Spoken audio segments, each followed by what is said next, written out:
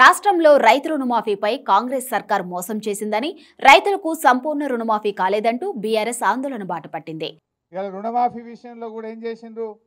కోతలు పెట్టే కార్యక్రమం చేసిండ్రు. నిన్న జీవోలనేమో రేషన్ కార్డు ఆధారంగానే రుణమాఫీ చేస్తాము అని జీవోలో ఇచ్చింది. అంటే రేషన్ కార్డు ఆధారంగా కుటుంబాన్ని గుర్తిస్తాం, కుటుంబానికి ఒక రుణమాఫీ చేస్తాము అని చెప్పి జీవోలో ఇచ్చింది. ప్రజల్లో వ్యతిరేకత వస్తే మాటల్లో ఏం చెప్తున్నారు? లేదు లేదు, రేషన్ కార్డు అవసరం లేదు, పాస్బుక్ ఆధారంగా చూస్తామని మాటలు చెప్తున్నారు.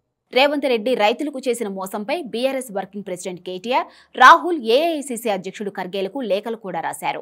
నిజానికి రుణమాఫీపై కాంగ్రెస్ నేతలు అనుకున్న స్థాయిలో ప్రచారం చేసుకోలేదన్న వాదన బలంగా ఉంది. 2 లక్షల రుణమాఫీ అంశంలో కొందరు రైతులకు ఇంకా పెండింగ్లో ఉంది.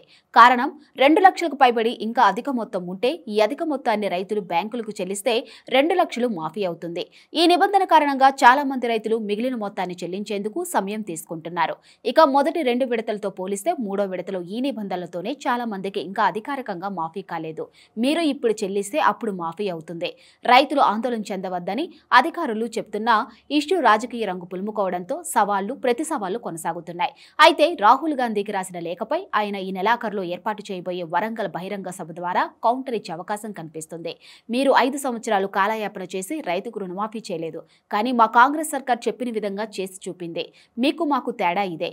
కాంగ్రెస్ మాట ఇస్తే నిలబెట్టుకుంటుంది, అది తెలంగాణ రాష్ట్రమైనా రైతు రుణమాఫీ అయినా అని రాహుల్తో కౌంటర్ ఇప్పించేందుకు టీపీసీసీ రెడీ అవుతుంది. ఈ నెలాఖరులో సచివాలయం ముందు ఏర్పాటు చేసిన రాజీవ్ గాంధీ విగ్రహంతో పాటు రైతు కృతజ్ఞత సభ పేరుతో రాహుల్ గాంధీతో వరంగల్లో భారీ బహిరంగ సభకు కాంగ్రెస్ ప్లాన్ చేసింది.